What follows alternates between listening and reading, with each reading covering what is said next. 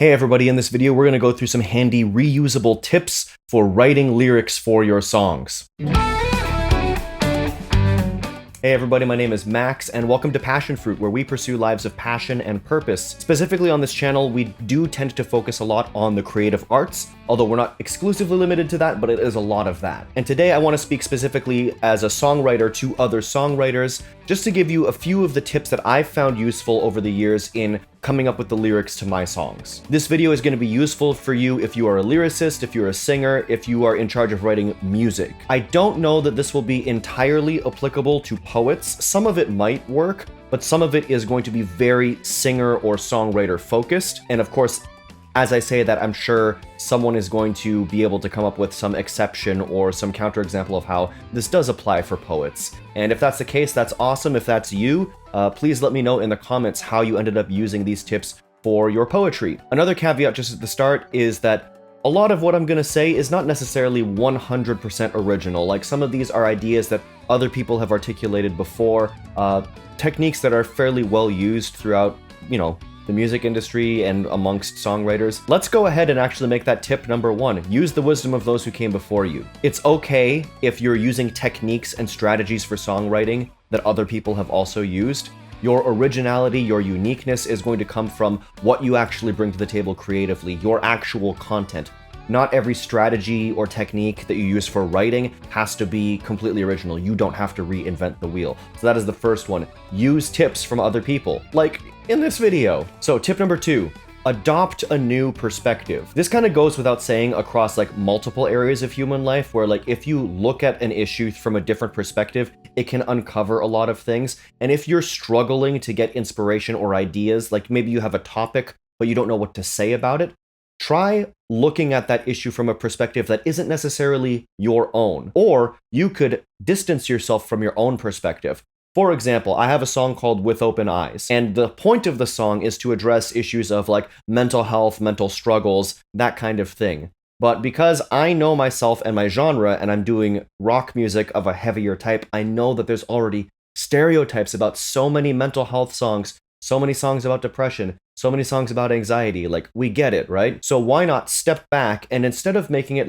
I feel this, I feel sad, that's fine, but why not step back? What I did was I just flipped the grammatical person, and instead of doing I chose to adopt the perspective of an external person looking at me, giving me advice. So you. There's so much you won't let go, so gripped by the emptiness. You won't show it, but I know you've sunken into distress. Every time I address an issue or a feeling in the song, it's a wiser, older perspective person looking at me and saying, hey, you're doing this, you're going through this, and here's what you should do. And that opened up a very, very different sounding song, and the song ended up taking on a very positive tone because I adopt this more external helping perspective. 'Cause if you can believe, then you'll find you're just in time.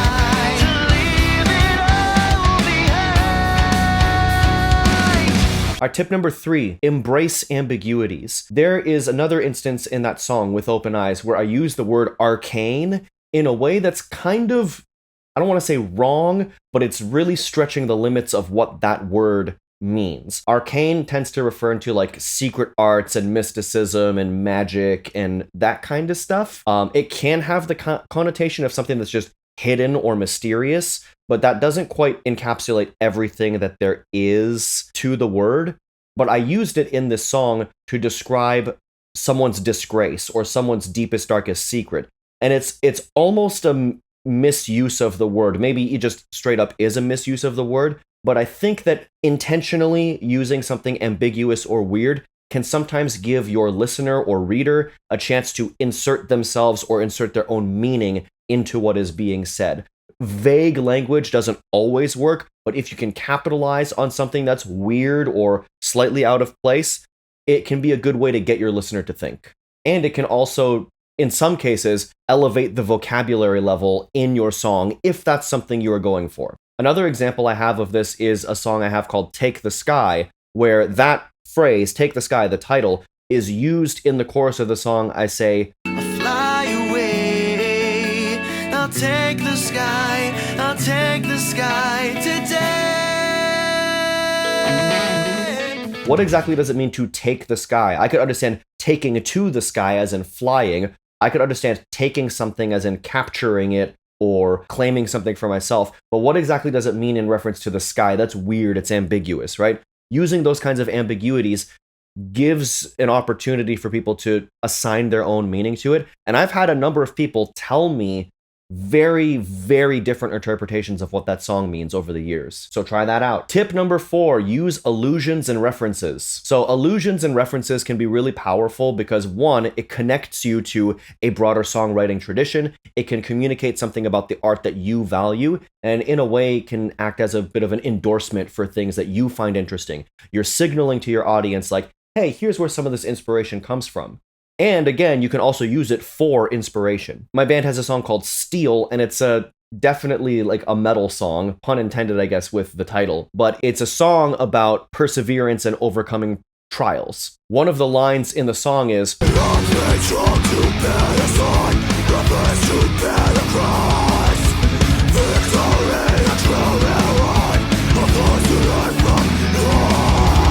so that's a cool line. Where did I get it from? Well, it's actually really, really goofy. It's a very silly allusion to the French version of the Canadian national anthem. There's a line that says, and I grew up singing this over and over again in school, but car ton bras sait porter l'épée, et il sait porter la croix, which is, for your arm knows how to bear the sword and how to bear the cross. When I was writing this verse to the song, I was like, wouldn't that be funny if I could kind of sneak a little allusion in there? I really did not know what to put in that part, and I needed it to rhyme with something about learning from loss. So I needed something to rhyme with loss, and I was like, cross rhymes with loss, but people have done that a million times. Oh my goodness, like, I don't want to be that generic. So I went ahead and came up with a really, really roundabout way to get to that otherwise very simple rhyme. And I justified what I considered a generic rhyme with a really, really quirky allusion, basically. So that is a way that you can use references to craft something that is a bit more layered than what it might seem to be on the surface. Another thing you could do is put a unique spin on a familiar theme or a cliche. For example, in our song Red Sky, which is about the apocalypse and kind of like this final climactic battle between good and evil. Again, metal stuff. Sorry, if that's not your genre, you got to know the ins and outs of your own genre. Maybe put that down as another tip. But this song has a line where I say, come hell and high heaven, let light erase this age.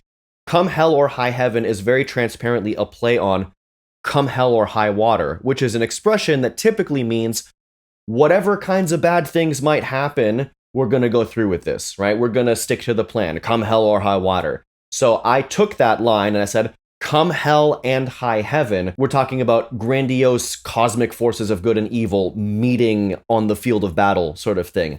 And let the light of this battle erase the current age and usher in a new one type of thing. That type of thing. Obviously, again, genre is a huge factor here. You might not be able to be so grandiose in like a folk song or a pop song or something like that.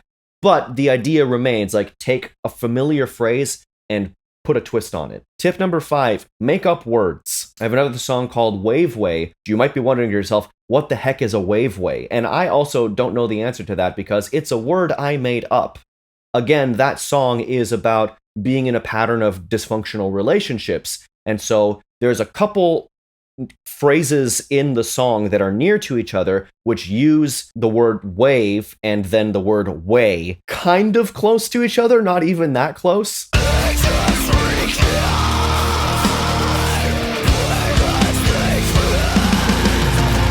The image I'm trying to conjure there is waving goodbye to someone as they fade away from your life, right? Wave, way. It's super indirect. And it doesn't have any semantic meaning to it at all because I made it up. But it really works as the title for the song, in my opinion. And I have had people ask me, like, hey, what does that even mean? So it can create intrigue.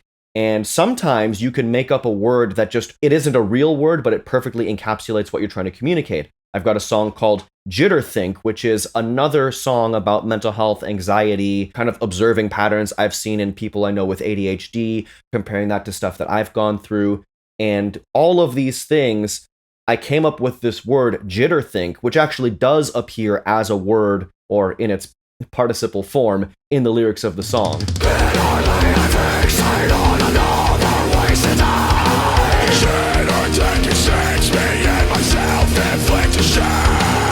And I think to describe anxiety, jitter think is actually very evocative. So if you can do it in a way that's like that works for your style, make up some words and see how far you can take them. Tip number 6, create an elaborate concept and force it to work. My band's biggest song by a long shot is a song called To the Wind. And initially that phrase, To the Wind, was just a working title that our guitarist had kind of proposed. He wrote an instrumental demo and he just said, To the Wind. In his mind, he was thinking like, throw caution to the wind. Now that I think about it, he had said something along the lines of, throw caution to the wind in your pursuit of truth. Like, find the truth, even if you have to do so reckless, like with reckless abandon. So I was like, what could we do with wind that would work with that? What I ended up coming up with was this ridiculous idea that drew a bunch of allusions and references to the Bible. We do Christian music, but like not like worship music. And I came up with this idea of a person living inside their own, what I call a theological Tower of Babel, where essentially you've built this edifice for yourself that makes you feel secure. It's all the ideas that you think are right that also kind of shield you from any outside input. And the idea kind of took the Tower of Babel concept as this like rebellious act of human hubris. And then ideas from Jesus's conversation with Nicodemus in John chapter 3 about the Holy Spirit being like the wind. And I was like, okay, what could we do if it was like the wind of God blowing down and knocking bricks out of someone's worldview palace that they built for themselves? What if it's like this unstoppable force literally forcing you to reconsider the things that you've always held to be true? And forcing you to maybe even rebuild again from the ground up. Obviously, it's very cerebral, it's very conceptual, and it relies heavily on a bunch of references to things, and things that the average listener might not be able to supply in and of themselves in approaching the song. But again, it creates a kind of intriguing ambiguity that can draw people in. It gives people the opportunity to project their own meaning onto the song. And ultimately, it gives you a whole lot to explain when someone's like, hey, so what's that one about? Like, boy, do I have a story to tell you. This will make for a great interview. So yeah, if you can come up with like a really, really elaborate concept and just find a way to force it to work, that may be a way to get a song. Keep in mind, doing this will almost certainly render something elaborate and a little bit mystifying, and it may come across pretentious. Again, be sure you know what you're trying to accomplish, because any of these techniques could be pushed too far or overdone. But that is a matter of artistic taste. Tip number 7, rewrite. This is a really simple one and may not even seem like it's worth saying, but it's worth saying. Rewrite your stuff. There is no such thing as just writing. In my opinion, the best writing is rewriting. And taking something that came down on your first burst of inspiration can be cool, but redoing it and refining it and sharpening it, I find almost always yields something better. It's not that initial inspiration is always bad, but I find that developed thoughts just ring better and truer than undeveloped thoughts. I have a song called The Locust Season that I believe I wrote the original version for in, gotta be like 2007 or something like that, and it was released in 2019. That is a massive gap, and within that gap, the song was rewritten multiple times until there's really only one part of it, of the original composition, that remains in the song. And it was the chorus, and now it's just a bridge that happens one time. As the sun goes dark, it truly seems that the whole world's sight's gone blind. But the sons and daughters dream their dreams, for they know that it is time.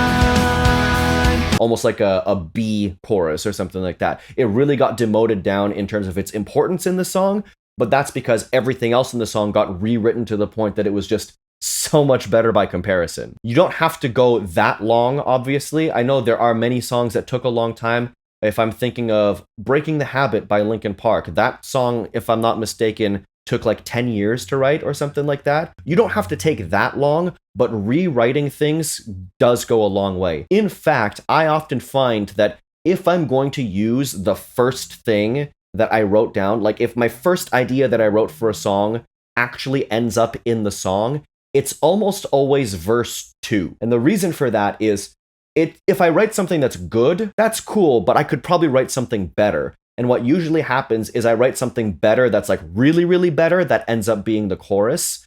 And I write something that's just a bit better that serves as a strong verse 1 to introduce the song. So usually the first thing I write ends up being verse 2 because the rewriting and the building and the refining process just yields cooler things overall, in my experience. There will, of course, be exceptions to that, and I'm sure you can think of exceptions either in your own work or in work that you enjoy listening to, but try it out. See how many times you can refine your work and turn it into something that's really good. Tip number 8, start with the vocal and work backwards to the lyrics. This is a really quirky one and will especially apply to those of you who are not just lyricists, but also singers. And I'm pretty sure that Evan, who is a friend of mine and another one of the creators on this channel, also does this in her music. If you have an instrumental piece and you have ideas of maybe themes that you want to sing about or the topic of the song, but you don't have the lyrics yet, but you have a really good sense of the melody or the music just makes you want to sing a certain way, you can start with the vocal and work your way back to lyrics. Get your demo, get your microphone, your headphones, and just record yourself singing what comes naturally, even if you don't have words for it, or even if you have to sing gibberish non-words. Record that, and then go back and listen to it and see if you can find anything that sounds like words, or something that sounds like a phrase. You can reverse engineer the lyrics from the melodic contour of your singing. Another variation on this would be to do a word map. I did this with my song Barricade, where I knew I wanted to talk about a number of themes about like overcoming struggles, themes of resurrection, something a little bit more cosmic, but also things that are a little more grounded in like everyday life and kind of juxtaposing those things. And so I sat down with a sheet of paper. I wrote down like a word cloud of all these different things I might say, or words and vocabulary that I felt were loosely associated with what I was going for or reflected the mood I was going for. And then I just sat there at a microphone with this sheet of paper and sang gibberish while occasionally inserting words that just felt good in that spot. Sometimes that singer's intuition really goes a long way. Sing something that feels good in that spot, and then from there, start seeing where you can insert more real words. Things like that can really help your writing to feel fluid and musical. And this is one of those areas where, because it's not just poetry, but music, where the sonic qualities can actually influence the nature of your writing. And with Barricade, the words in the second verse of the song ended up being a little bit weird, a little bit mystifying, but again, a huge part of my style is being a little bit esoteric. Now become the night. Everybody's on the enigma.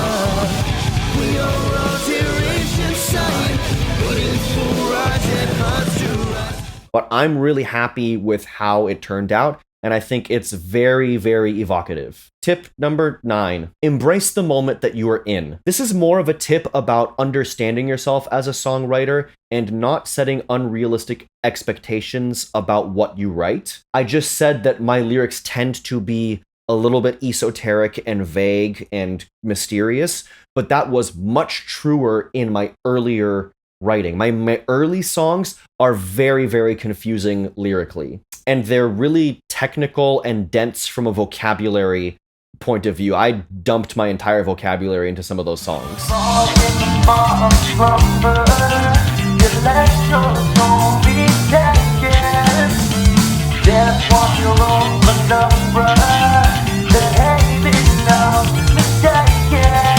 That style was cool for a bit. Like it accomplished something, but I also know that I was using it to hide parts of myself. It was this weird dynamic of being like, oh, I'm revealing something about myself by saying it, but I'm also burying it under all of these layers of vagueness. Part of how my later work demonstrates my personal growth is that I'm able in some of this material to be a little bit more forthright and just saying, this is it, this is how I feel, and I'm just saying it like you would in normal conversation. And I'm able to now mix that in with the more esoteric stuff, and embracing that duality has made my writing more dynamic.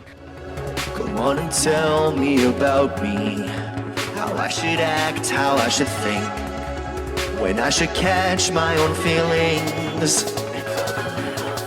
And every time you cut me out, I've had these doubts and I've tried to push them down, but now I've found that it's hard to not believe these little things that have left me wondering, did you want me to be somebody?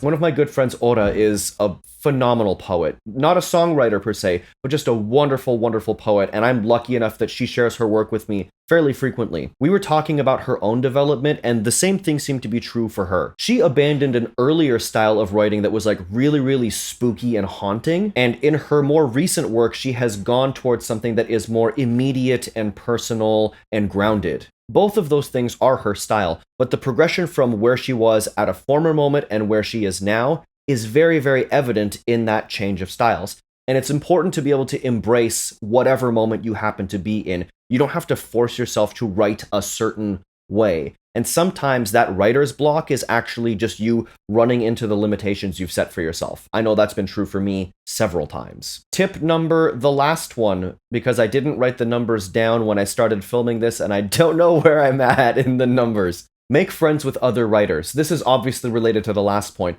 If you are in community with other writers, whether it be people who are doing like prose type of writing, writing articles, writing songs, writing poetry, whatever it happens to be, if you are in community with other people who are engaged in the writer's craft, they can inspire you, they can critique you, they can give you feedback, opportunities to just explore this craft and see how other people are using it. That kind of community will always reinforce your best habits as a writer and also challenge some of your areas where you're lacking. Being in community with other writers and other artists is always going to be enriching for you. And if you're a singer, if you're a performing musician, not only are you going to need to be inspired by other people, but hey, you need to do shows, right? So meet other singers. And if you've got people who are able to critique you on your songwriting, maybe that's also someone for your next tour, right? Right? All these tips, they compound on each other. Anyways, those are all of my tips for those of you who are aspiring lyricists and songwriters. I hope they help you. Again, not revolutionary by any stretch of the imagination, but I do think any number of these tips can be very useful for your next song. And if you write a song based on any of these tips, we would love it if you would link that in the comments below, or if you found it helpful, just let us know. We want to see the way that this community of creatives is enriching each other. Thank you for being part of that community. Thank you for watching this video. And if you have not had the chance yet, please subscribe, hit the notification bell, leave a like, leave a comment, and thank you for engaging with us here on Passionfroot, where we pursue lives of passion and purpose. I am Max. And you have no idea how hot it is in my apartment right now. I am in the southernmost part of Canada, which doesn't sound like it should be hot, but it's like we're further south than some parts of the United States. And this summer of 2024, is absolutely bonkers with the heat. I am literally, metaphorically, and literally perishing right now from melting.